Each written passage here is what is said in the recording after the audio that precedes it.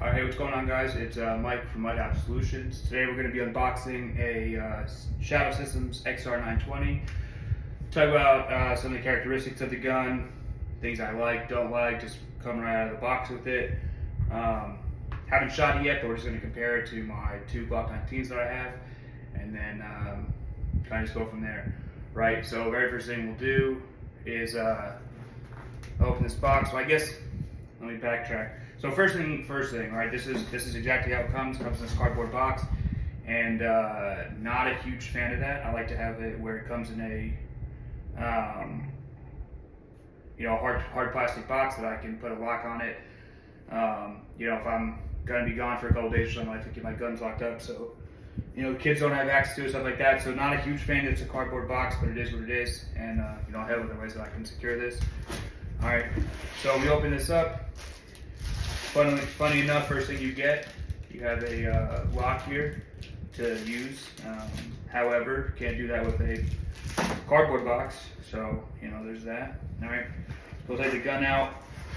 First thing I'm going to do here, drop the magazine, lock the slide back. I'm going to check the barrel, magazine well, and the bolt face. See that it's clear.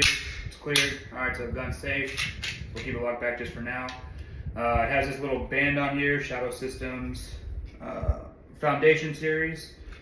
So we'll get that off. This is fun. Alright, so that's off. Set that right. Alright, so the rest of the stuff that we got in here. I got some goodies. Got a second mag. So Shadow Systems, they come with P-mags. Alright, so this is a P-mag 17, because it'll fit a Glock 17. Alright, but you get two mags. Have this back here with a blue thread locker with some screws and different lips here that I can put on the slide if I wanted to. And then here, got some more Loctite. I have a pin punch. And then it looks like, yes, this, you can swap the back of your grip out. So there's two different profiles here. One is much thicker than the other. This one looks real thick and a real fat boy here. Then I have a thinner profile here. So I might try those out later and put those on and see how those go. So that's that. So the XR920 was like a Glock 45, if you will. So 4.5-inch barrel. So it's the upper of it's same as a Glock 19, and then the lower is a Glock 17. So you have a little more rounds that you can put in beside, from that of a Glock 19. You have more purchase area on the gun, and the slide itself is still compact, or subcompact to fit, same as a Glock 19, which I think is cool. Kind of like the best of both worlds. Real quick, I guess I'm a Glock guy. That's just my thing. I love Glocks. I have two Glock 19 Gen 4s that I shoot. The one that I carry, the one I use for my duty belt, if you will, right? So very first thing that I noticed when I take this out of the box is that there is stippling on the handle, right? It goes all the way around. I have it here, then on the front. I have some here in front of the trigger well. And then I also have stippling right here and some right here. I don't know if you'll be able to pick that up. I think you can kind of see it. But that's really cool, right? So you get the gun out of the box, you have a stippled grip, it gives you some texture, you get a better purchase on the gun. So even if your hand gets a little sweaty, hot range day, firefight, whatever, you should still have enough texture here to keep a good grip the entire time, which I think is really important. And a really cool feature that comes straight out of the box already stippled, so you don't have to go do that or try to do it yourself. Another thing that I think Shadow Systems does absolutely correct. So Wes has a MR920, so it's just a Glock 19, but it's a Shadow Systems version of it. And first time I shot his, right, so I went to go shoot. I came here, and with that stippling up front here on the right in front of the trigger well, here, and then right here, there's also a tiny little lip. I don't know if you'll be able to see it. I can get pictures or something, put it in. All right, but that lip gives you enough one, it's just another touch point, so you know your thumb's in the same spot every time. But it's just another point that you can put pressure on, so when you go to take your shots and you have that master grip, you're good to go. First time I shot Wes's, that was the very first thing I noticed. I grabbed the gun, I went to shoot, and I was like, oh wait, I like this. This is a really cool feature. You can do it with Glock. It's kind of a little harder because you have to get stippling done deep enough to give yourself some sort of a lip. So to get it this way, however they produce these, this is a phenomenal feature in my opinion. Another thing, beaver tail. Beaver tail, beaver tail, beaver tail. So a lot of people, you can see they've shot Glocks a lot. I don't know if you can see the scar, but I have a little scar in the pad of my hand right here, and that's from shooting my Glocks a bunch. So I'll clear this real quick and show you kind of what I mean. So barrel, magazine well, and then the slide face. All right, so when you go to shoot, you want to have a nice high purchase on the gun. You want to get your hand up as high as you can. And a lot of times when you deal with a Glock, as you see, there's no real beaver tail coming off. So your hand gets here, then your skin kind of pinches up. And when you go to shoot, every time you go, you can have it where the slide comes back and it's gonna snag on your hand. It's gonna rip it a little bit. Not that it hurts or anything, right? It's just kind of one of those, you know, it is what it is. I wear my Glock bite proud, if you will. But with this shadow, you have a huge beaver tail, so you don't have to worry about that anymore, right? So that's covering, I can't even see my Glock bite anymore from where my hand is. Grip doesn't change, high purchase on the gun, but now if I was to go, there's a noticeable gap from where my hand is to where the slide is coming back. I'm not gonna get that Glock bite anymore. So just another little thing that I think Shadow did right. So, and then, you know, with Glock, I have beaver tails that I can add in through here. I can, you know, punch this pin out, add one on. I've done it before, and after just shooting it, the pin will break, and so now I'm just back to how it is. You know, so not that I would say that, you know, the dovetail itself is enough to go from a Glock to a Shadow, but it's definitely a nice feature to have. A lot of other guns have it too. I know SIG, you know, it's called Glock bite for a reason, because you're going to get them primarily from shooting Glocks. So the trigger on this, you have like a 4.5 to 5 pound trigger on this gun here. So when I squeeze it right now, it almost kind of feels crunchy.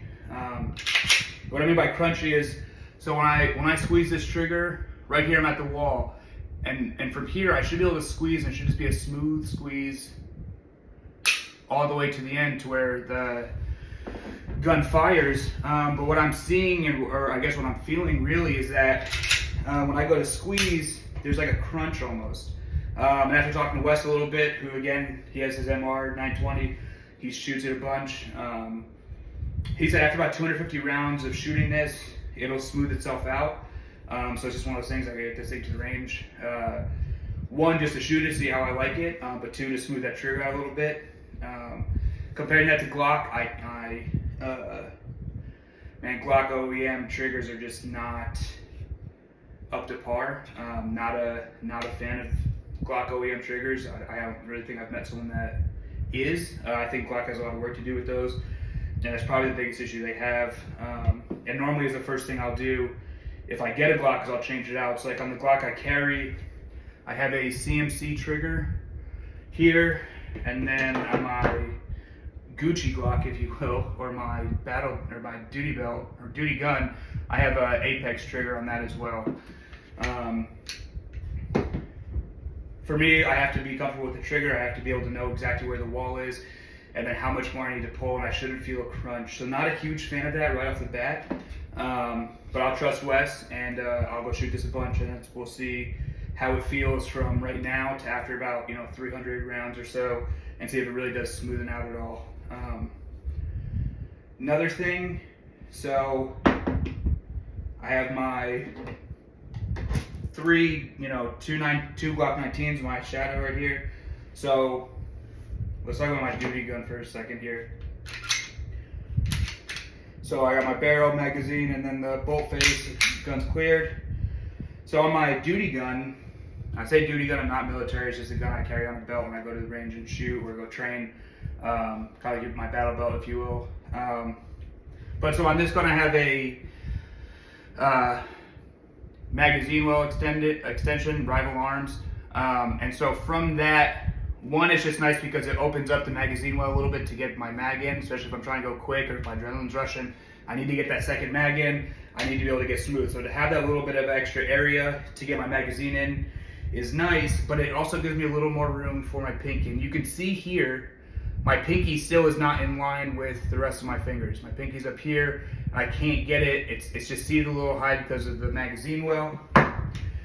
On my Glock that I carry, I'm almost fighting for space on my pinky, right? I can roll it on the lip of the end of the magazine well here, right? And so I'm still comfortable enough, I've shot it enough, and I'm confident with this, and I can shoot this well, but it's tight. Okay, so for me, it gives me a little less purchase space for my pinky, and I don't like sometimes thinking that like, you know, I have to make sure that my pinky is pushing upwards, if you will, to stay on my gun when I go to present or shoot. So a real cool thing with this Shadow, like I said, it's like a Glock 45, so I have a lower of a 17 here. So you can see, without doing anything, I have a bunch of extra room here, right? So I get a good purchase on the gun. It's kind of weird because I'm holding it upside down. Let me try. That way it doesn't really change anything. But you can see the gap. I have a gap now between my pinky. I can, you know, come up and down with it. I'm still on the gun. For me, that's nice. Not something I think I would conceal because it's just a, you know, a bigger profile to try to conceal, and I want to print as much as I would have to. But for a duty gun, if you will, it's already on my hip and it's out and it's exposed. And now if this gives me a little bit of extra grip or, you know, purchase area, my finger's here, and I can almost run my finger completely in between that gap. So there's a lot of extra space for me. It also gives my support hand a lot of room for purchase. So when I come here, everything's good, everything's kosher, if you will, and I feel confident about my shot. Just off of this grip, I've never shot a 17 before, which again, I know the barrel will be a little longer as well. But to have a 17 lower with a Glock 19 upper, for me, I think right now might be the best fit. But so I like that. I like having some extra space here. I'm excited to shoot it, and I'm excited to see if I really do feel a difference. So me being a Glock boy, and Wes will talk about this, we go back and forth on, you know, is SIG better than Glock, or, you know, Wes will say that Walter PDP is the best gun in the world. He has a CZ that he likes shooting a lot. At the end of the day, I'm taking Glock. That's just my thing. They're reliable. Every time I squeeze the trigger, I know it's going to go bang. And at the end of the day, ultimately, it's what I need it to do. So that's why I'm most confident with it. My Gucci Glock, however, because I've had this conversation with other people as well, like, well, if Glock's so good, why do you do all this stuff to your Glock, right? So on my Gucci Glock, I have a dynamic Mark III slide. I have a Ramjet afterburner. I have a Surefire X300. We talked about the Apex trigger. Then I have a Trijicon RMR, 1 MOA. And people will say, well, if your Glock's so good, you know, why add things or why change things? And for me, it's not a performance thing with Glock. I just wanted to, you know, try different things out and see if it helps. The biggest thing I've noticed and I've done a bunch, like I have a Zev barrel here. I have a Zev compensator that I used to run on my Gucci Glock. I just switched it for this Ramjet afterburner. This Ramjet is incredible. I mean, absolutely incredible. I can take my shots, and the recoil is so minimal that my dot stays on my target the entire time. Normally without it, it's not like, you know, if I go to shoot, I'm coming up here, right? But when I shoot with this Ramjet on now, I can shoot, and it's so minimal that I still have my dot on target the entire time. So it allows you to shoot a little faster, keep your rounds on target, and be able to acquire your target and stay acquired on. So what I'm thinking is, once I get to a range, I will take this gun. I'm going to shoot this gun just as is. Don't put anything on it. I do have an option. It comes with a optic cut already, so I could throw an optic on it. I'm not going to. I think it's really important for people when they first start shooting. Shoot with your iron sights. learn how to use your iron sights, because as cool as a optic is, especially on your pistol, I think it's much easier to acquire your target. It's just another thing on your gun that can fail, and if you need it, you got to be able to use it. If it goes down, you have to be able to revert back to the basics and use your irons. So I'm not going to throw an optic on this yet. I also just enjoy shooting iron sights. It's just something fun for me to do. And at the end of the day, this thing doesn't. These iron sights don't fail unless they broke off for some reason, but they don't fail. I don't have to worry about the battery dying. I don't have to worry about if the zero is off. So I'll shoot this enough, and I'll get comfortable enough with this so that it's a quick. If I draw and I come to a shoot and I present, I'm on line with where I want to shoot, and the round goes where it goes. I'm not gonna lie to you though and say that I'm not gonna put the ramjet in here. I'm absolutely going to, and just see kind of like what the difference is. Probably from like maybe 7 meters out. I'm not gonna do any crazy shooting, but just enough to get good groupings and see if there really is a difference from the ramjet compared to this. But I'd like to see accuracy wise how I shoot, and also just how the gun shoots itself. Real cool thing too, right? So if I was to take this gun and take the slide off, the slide comes off, I'll take the slide off, I can just literally take this slide from my Gen 4 Glock 19 and I can throw this on, and it's shadow lower. So now I just have a Glock 17 lower with the upper that I've been running for a couple years now. So I have interchangeable parts. I could take the XR920 slide, throw it on my Glock Gen 4, and I'm good to go. So another thing that I really thought was important for myself is to be able to, because I run Glock 19s, that's just again what I like to shoot, something that's interchangeable. So if I want to adjust something, I don't have to go out and buy a whole new slide or buy new barrels, whatever I have, unless I want to upgrade something different. I can play with these and make a bunch of Frankenstein guns and just run with it and have fun and see what works.